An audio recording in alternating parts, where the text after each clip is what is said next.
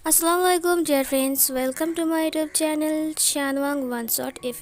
कैसे हो आप सब। एक न्यू शानवांग स्टोरी लेकर आ चुकी हूँ। इस फैन फिक्शन में टॉप विंग बॉटम लान वांग जी हैं, जहाँ पर विंग एक अल्फ़ा है, वांग जी एक ओमेगा है।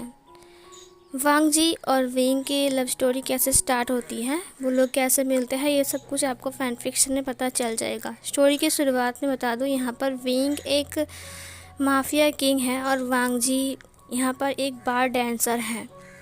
तो चलिए स्टार्ट करते हैं आज के न्यू पार्ट को। कहानी की शुरुआत में हम देखते हैं लान हाउस को, जो कि एक छोटा सा घर था। मिडिल क्लास फैमिली थी और घर उतना बड़ा भी नहीं था। वहाँ से कुछ सुनने को मिलता है, जो कि कोई इंसान बहुत ज़ोर से चिल्ला रहा था। वो एक औरत की वॉइस थी। अगर हम अंदर से देखेंगे तो वहाँ पर मैडम लान चिल्ला रही थी, जो कि वांग जी की सौतेली माँ थी, लान कुरैन का सेकंड वाइफ, जहाँ पर वो उसे बहुत बुरी तरीके से मार रहा था। वांग जी का एक छोटा सा भाई है जिसका नाम है लान सिचैन, जो कि एक अल्फ़ा है। वो वांग जी से सिर्फ 3 साल का छोटा है। जब वांग जी सिर्फ 2 महीने का था तब उसकी मॉम की मौत हो गई थी। उसके बाद वांग जी को संभालने के लिए लान कुरैन ने दोबारा शादी किया, जहाँ पर लान सिचैन उसके बाद लान सिचैन की बर्थ हो गई। लान सिचैन उससे 3 साल का छोटा है और वांग जी उससे 3 साल का बड़ा है। मतलब वांग जी इस वक्त पूरे 20 साल का है और लान सिचैन इस वक्त 17 का है। वो हाई स्कूल में है और वांग जी कॉलेज में है। वांग जी को बहुत बुरी तरीके से उसकी सौतेली मॉम मैडम लान बहुत बुरी तरीके से मार रहा था। उसे इतनी बुरी तरीके से मार रहा था कि मतलब क्या ही बताओ, बेल्ट से मार रहा था उसे। क्यों मार रहा था? क्योंकि वांग जी ने 100 रुपये खो दिए कहीं। वांग जी के पास जो 100 रुपये थे उसने उसे खो दिया जब उसकी मॉम उसे बाज़ार भेजा था कुछ लाने के लिए। वांग जी बहुत ज़्यादा रो रहा था। वहाँ पर लान कुरैन आ जाता है, जो कि एक गवर्नमेंट जॉब करता था। वो जल्दी से वहाँ पर आता है और बेल्ट को पकड़ते हुए कहा, तुम्हारी हिम्मत कैसे हुई, तुमने वांग जी को मारा? उसके ऊपर हाथ उठाया। उसकी मॉम ने कहा, क्या मतलब है, आपको पता है इसने क्या किया है? इस ओमेगा ने मेरे 100 रुपये का ही खो दिया है। ये सुनकर लान कुरैन ने कहा, 100 रुपये के लिए कोई इतना मारता है क्या? वांग जी बहुत ज़्यादा रो रहा था, उसकी पूरी बॉडी पर घाव बन गए थे। उसकी मॉम ने कहा, मेरी बात कान खोलकर सुन लो, अगर तुम्हारा बेटा यहाँ पर रहेगा तो उसे ठीक से रहने के लिए बोलो, कमाना सीखना पड़ेगा उसे। अगर वो कमाना नहीं पाएगा तो मैं उसे मार डालूँगा। ये बोलकर उसने उसके गले को दबा लिया, जहाँ पर लान कुरैन ने उसे छुड़ाते हुए कहा, बस बहुत हो गया है, दूर रहो, तुम तब से उसे मार रहे हो। मैडम लान ने कहा, मैं तब तक मारूंगा जब तक मुझे शांति नहीं मिलेगी। कुछ काम क्यों नहीं करते हो तुम? लान कुरैन ने कहा, ये क्यों काम करेगा, इतना छोटा है, सिर्फ 20 साल का है, कॉलेज में पढ़ता है, इसकी पढ़ाई कंप्लीट होने दो, उसके बाद हम शादी करवा देंगे इसकी। मैडम लान ने कहा, मुझे इससे और सहन नहीं होता है। ये बोलकर वो बहुत गुस्से में सिचैन के हाथ पकड़ के चला गया। सिचैन अपने भाई से बहुत प्यार करता है, लेकिन अपनी मॉम के सामने वो दिखा नहीं पाता है क्योंकि उसकी मॉम बहुत ज़्यादा गुस्से वाली है। सिचैन जो कि है वो एक अल्फ़ा था। सिचैन बहुत ज़्यादा प्यारा एंड क्यूट था। उसे मन करता है कि कभी कभी वो वांग जी के पास जाए और उसे हग करके बहुत रोए और उससे बहुत कुछ बातें करे, लेकिन वो नहीं कर पाता है क्योंकि वो अपनी मॉम से डरता है कि कहीं इन सब की वजह से वांग जी को फिर से मारना पड़ जाए, फिर से उसकी मॉम उस पर गुस्सा ना हो जाए और उसे बहुत पीटे। सीन कट होता है। वांग जी बहुत ज़्यादा रो रहा था अपने रूम में आकर। वो उस घाव को देख रहा था जो कि पिछले हफ्ते उसे मिले थे और उन्हें फिर से घाव मिल गया। वांग जी रोते हुए कहा, मॉम, क्या मेरी एक कसूर थी कि आप मुझे छोड़कर चले गए? मैंने क्या किया था? मैं तो सिर्फ 3 महीने का था। मैंने आपको देखा भी नहीं कि आप कितने अच्छे दिखते हो। फ़ोटो में आपको दिखा है, लेकिन सच कहूँ तो मॉम, मुझे आपकी बहुत याद आती। काश आप मेरे साथ होती मॉम, तो शायद आज मेरे साथ ये सब नहीं होता। आप ये सब होने नहीं देते। ना ही फादर शादी करता और ना ही मेरी दूसरी मॉम आती और ना ही मेरे ऊपर इतना जुल्म करती। मुझे स्कूल जाने के लिए भी मना करती थी, लेकिन डैड ने हिम्मत नहीं हारा, इसीलिए मैं इतने दूर तक पढ़ पाया हूँ। लेकिन अब वो मुझे कॉलेज जाने नहीं देती है मॉम, बट मुझे पढ़ाई करनी है। वो समझती नहीं है, मैं क्या करूँ मॉम? मुझे पढ़ाई करना है, बहुत बड़ा बनना है, बट बट बट मेरी मॉम समझ में नहीं पाती है कि मैं क्या चाहता हूँ। वो सिर्फ बात बात में मुझे गुस्सा होती है और अगर थोड़ी सी गलती किया तो मुझे बहुत मारती है। मॉम, मुझे बहुत दर्द होता है। वांग जी बहुत ज़्यादा रो रहा था। सीन कट होता है। बारिश हो रही थी। बहुत बड़ी बड़ी ब्लैक कलर की मर्सिडीज कार रास्ते से गुजर रहा था। वहाँ पर 4 5 6 गाड़ी थी। बहुत तेज़ी से वो गाड़ी जा रही थी एक मेंशन की तरफ। मेंशन का दरवाज़ा खुल गया और वो गाड़ी अंदर आ गया। अंदर आने के बाद वहाँ से छाता लेकर 2 इंसान आ गए और वहाँ से एक अल्फ़ा उतरता है। उसका नाम विभूषण था। वो माफिया वर्ल्ड का माफिया किंग था। वो धीरे धीरे करके उस मेंशन के अंदर जा रहा था। विभूषण जो कि बहुत ज़्यादा हैंडसम माफिया वर्ल्ड का खतरनाक खिलाड़ी है, जिसे देखकर अच्छे अच्छे की बोलती बंद हो जाती है और नाम सुनकर ही वो डर के मारे कहीं छुप जाते हैं। जब विंग अंदर आ गया तब उसने देखा कि सामने कुछ लोग बैठे हुए हैं।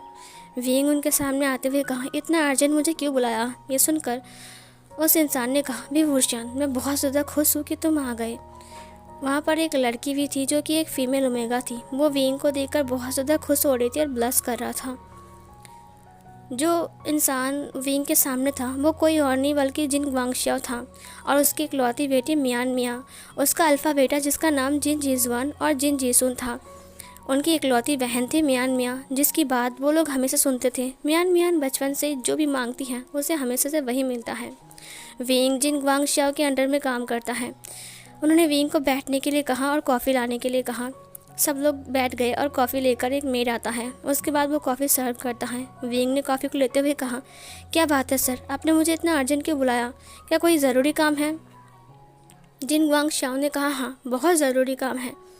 ये सुनकर जिन जीजुआन ने कहा, विंग हमें तुमसे कुछ बात कहनी है। विंग ने कहा, ऑफ कोर्स कहिए। तभी वहाँ पर एक मेंग्याओ नाम का लड़का आ गया जो कि जिन वांगशाओ का नाजायज़ औलाद था, बट उसे जिन वांगशाओ ने एक्सेप्ट कर लिया था। उसकी मॉम की डेथ होने के बाद मेंग्याओ अब जिन वांगशाओ के पास ही रहता है और अब उसका नाम जिन वांगयाओ है। मेंग्याओ के हाथ में एक पेपर था और पेपर को उसने जिन वांगशाओ को दे दिया। उसने विंग को दिखाते हुए कहा, विंग तुम्हें इस पेपर पर साइन करना पड़ेगा। विंग ने कहा, क्यों? जिन वांगशाओ ने कहा, ये एक एग्रीमेंट है कि तुम पिछले 1.5 साल तक मेरे साथ ही काम करोगे। तुम इस एग्रीमेंट को ब्रेक नहीं कर सकते हो। तुम मेरी तरफ काम करोगे। मैं जो बोलूँगा तुम्हें वही काम करना पड़ेगा। विंग ने कहा, मैं तो वही करता हूँ ना सर। जिन वांगशाओ ने कहा, बट मुझे बहुत तकलीफ़ सी हो रही है। हो सकता है कि तुम हमें धोखा भी दे सकते हो, इसीलिए तुम्हें एग्रीमेंट पर साइन करना ही पड़ेगा। ये भी तो हमारे माफिया वर्ल्ड का एक रूल ही है। विंग पहले जिन वांगशाओ को देखता है, उसके बाद विंग अपनी असिस्टेंट को देखता है जिसका नाम शुयांग था। शुयांग ने अपनी फेस को घुमाते हुए सिर को हाँ में हिलाया। उसके बाद विंग ने साइन कर दिया। विंग ने कहा, बट ये सब क्या था? जिन वांगशाओ ने कहा, हाँ मैं खुश हूँ कि अब तुम मेरे साथ जुड़ चुके हो। अब तुम मेरे अंडर में हमेशा हमेशा के लिए काम करते रहोगे। 1.5 साल तक ये एग्रीमेंट तुम नहीं तोड़ सकते हो। विंग ने कहा, ऑफ कोर्स। उसने मियान मिया को देखा जो कि एकटक उसे देख रहा था और ब्लश कर रहा था। जिन जीजुआन ने कहा, हमें एक और बात भी कहनी है। ये सुनकर विंग ने कहा, एक और बात? जिन वांगशाओ ने कहा, तुम मेरी बेटी को जानते हो ना, मियान मिया को? विंग ने कहा, यस मैं जानता हूँ। मियान मिया को कौन नहीं जानता है? ये सुनकर जिन वांगशाओ ने कहा, मियान मिया तुम्हें लाइक करता है। विंग ये सुनकर हैरान था, बट वो शांत बैठा हुआ था। जिन वांगशाओ ने कहा, मियान मिया ने कहा है उसे तुम चाहिए। मैंने डिसाइड किया है, मियान मिया की कॉलेज कंप्लीट होने के बाद तुम दोनों की शादी करवा दूंगा। उसके बाद तुम मेरे बिजनेस में आ सकते हो। ऊपर से तुम मेरे घर का सन इन लॉ बन जाओगे। तो फिर तुम सोच रही हो ना कि तुम माफिया वर्ल्ड का किस पोजीशन में आ जाओगे। विंग अपनी मुट्ठी को हाथ में बंद करता है। उसके बाद जिन वांगशाओ ने कहा, विभूषण देखो मेरी बात कान खोल कर सुन लो। अगर तुमने मेरी बेटी से शादी नहीं किया तो फिर इसका अंजाम बहुत बुरा हो सकता है, क्योंकि इस माफिया वर्ल्ड का हर एक बात मेरी कहने पर होता है। और अगर तुमने ये सब कुछ तोड़ा तो फिर विंग ने कुछ नहीं कहा, वो चुपचाप बैठा हुआ था। जिन जीजुआन ने कहा, ये आप कैसी बातें कर रहे हो? मियान मिया के साथ विंग की ही शादी होगी और I am damn sure wing इसे मना नहीं करेगा, है ना विभूषण? विंग ने अपने सिर को हाँ में हिलाया। सीन कट होता है। इधर हम सुबह सुबह वांग जी को देखते हैं जो कि अपने कॉलेज जाने के लिए रेडी होकर नीचे आ रहा था। जब वो नीचे आता है तब उसने देखा कि उसकी मॉम उसकी सौतेली मॉम की भाई आया है, मतलब कि उसका मामा आया है। सौतेला ही मामा बोलते हैं ना उसे, हाँ वही। वो आया था तो वो बैठा हुआ था। उसने वांग जी को देखा। वांग जी के ऊपर ना उसकी गंदी नज़र थी पहले से ही। और इधर जो हमारा मैडम लान था, उन्होंने कहा तो भाई तुम्हें और कुछ लेना है, ये लो, ये ये तुम ट्राई करो, ये मोमोज़ मैंने अपने हाथों से बनाया है।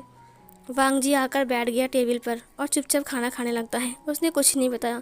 वो ब्रेकफास्ट ख़त्म करता है, जहाँ पर जिबुचुन कहता है गगा क्या तुम मुझे छोड़ दोगे? ये सुनकर वांग जी ने कहा हाँ, तुम मेरे साइकिल से चल सकते हो। और उसके बाद वो दोनों ही अपनी मॉम को बाय बोलकर चला गया।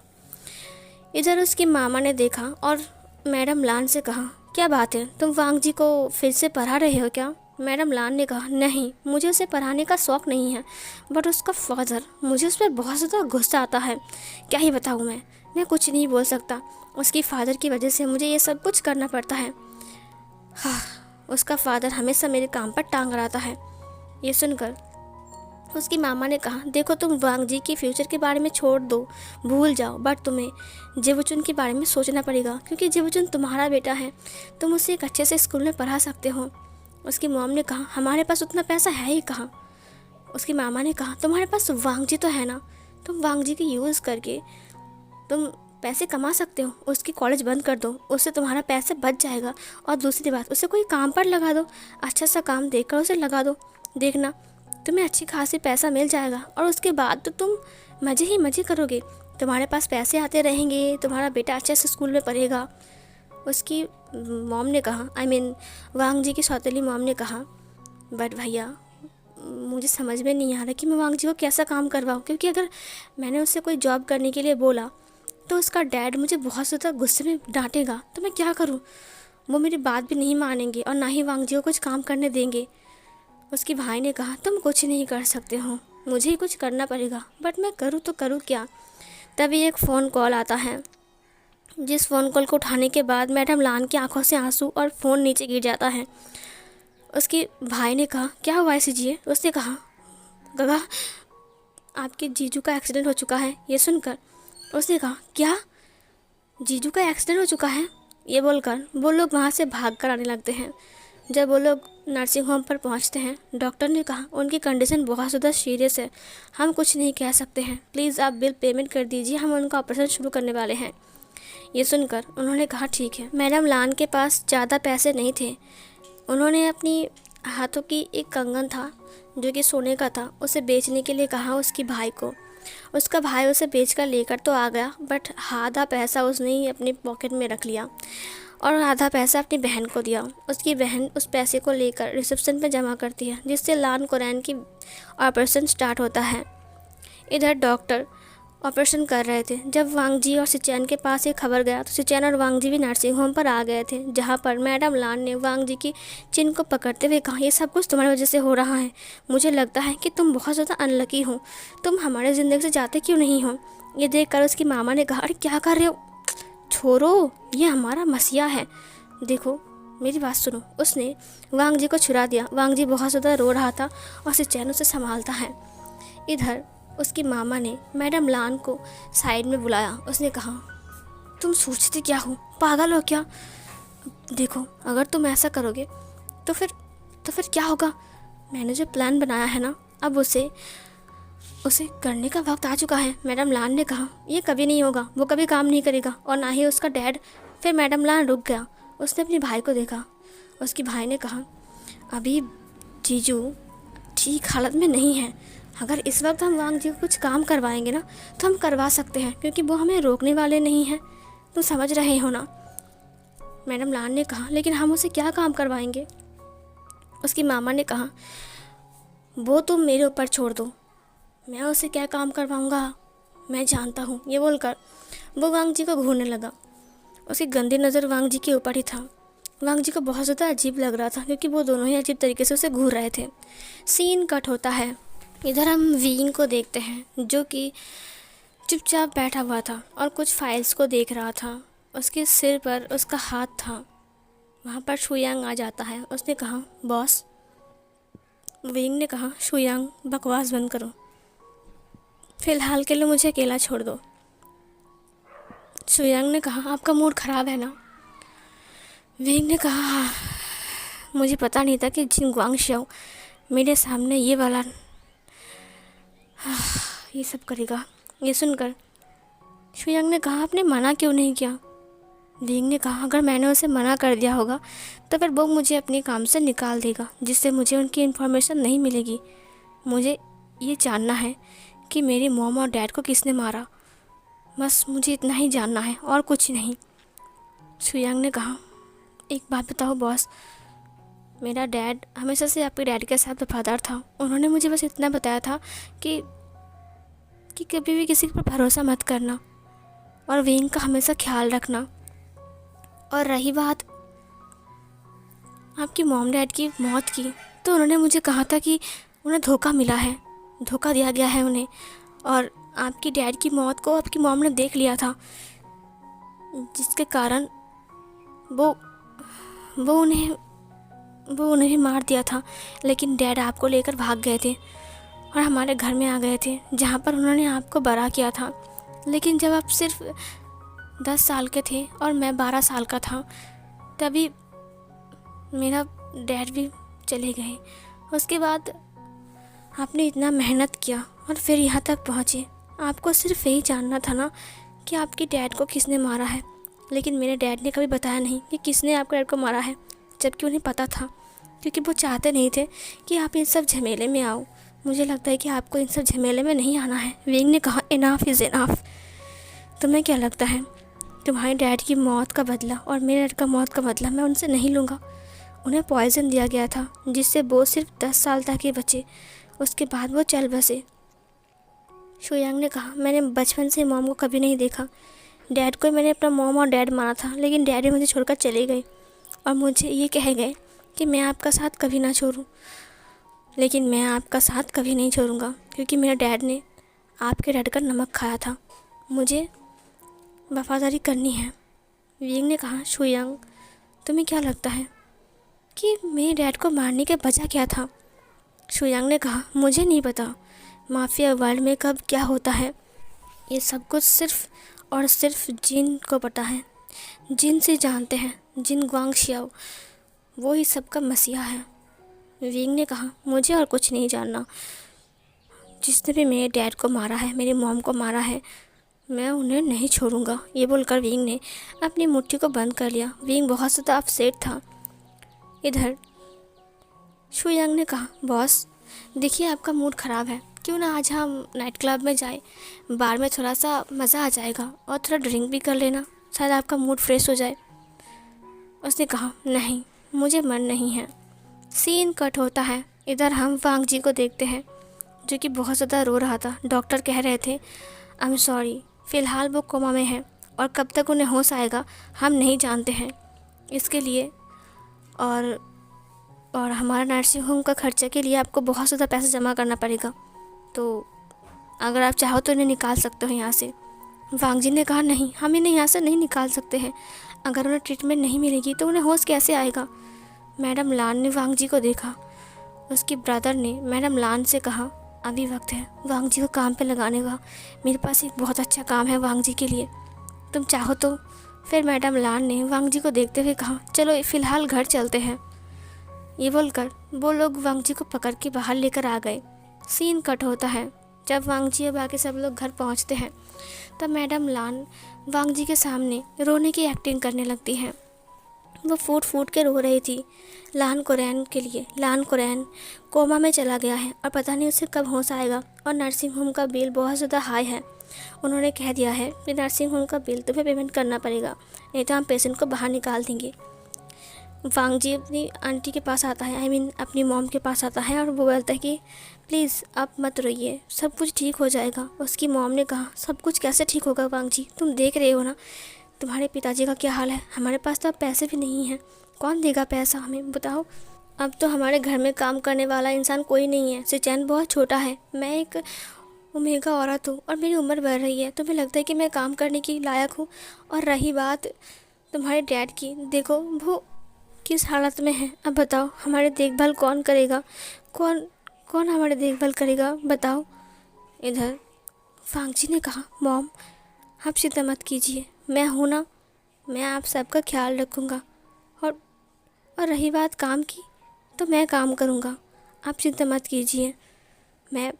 मैं काम करूँगा मॉम, मुझे कुछ काम ढूंढना पड़ेगा। मैडम लान ने कहा, तुम्हें इस वक्त काम कहाँ से मिलेगा वांग जी?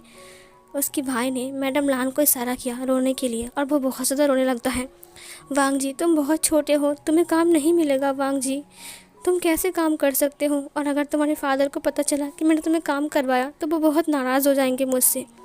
वांग जी ने अपनी मॉम की आंसुओं को पोंछते हुए कहा, नहीं मॉम, मैंने कहा ना मैं काम करूँगा, आप चिंता क्यों करते हो? मैं डैड को समझा लूँगा कि मैंने ही काम करने के लिए बोला था, आपकी कोई गलती नहीं है मॉम, हम कर भी क्या सकते हैं। उसकी मॉम ने कहा, क्या तुम सच में काम करोगे? लेकिन तुम्हें मतलब कौन काम देगा? तुम छोटे हो, तुम्हारी कब पढ़ाई भी कंप्लीट नहीं हुई, तुम्हें तो कोई कंपनी में जॉब भी नहीं मिलेगा। तभी उसका मामा सामने आता है। उसने कहा, वांग जी, तुम्हें काम करना है तो मेरे पास तुम्हारे लिए काम है। वांग जी खड़ा हो गया। उसने कहा, मामा जी, क्या आपके पास काम है? उसकी मामा ने कहा, हाँ काम है, लेकिन क्या तुम वो काम करोगे? क्योंकि वो शायद तुम पसंद नहीं करोगे। वांग जी ने कहा, मुझे कोई भी काम चलेगा, क्योंकि मुझे तो कोई काम मिल ही नहीं रहा है ना। इस वक्त तो मुझे कोई जॉब भी नहीं मिलेगा क्योंकि मेरी पढ़ाई भी कंप्लीट नहीं हुई है। ये सुनकर उसकी मामा ने कहा, वांग जी, अगर तुम ये काम करोगे तो तुम्हें अच्छी खासी पैसे मिलेगा, बट क्या तुम ये काम करोगे? मुझे लगता है कि तुम नहीं करोगे, मना कर दोगे। वांग जी ने कहा, कौन सा काम बताइए ना। मामा जी ने कहा, तुम्हें डांस करना बहुत अच्छे से आता है, मुझे तुम्हारा डांस बहुत पसंद है, मैंने कई बार तुम्हें डांस करते हुए देखा है, मुझे लगता है कि इस काम के लिए तुम बिल्कुल परफेक्ट हो। वांग जी ने कहा, वो काम कौन सा है? उसकी मामा ने कहा, एक बार डांसर। वांग जी ने कहा, क्या?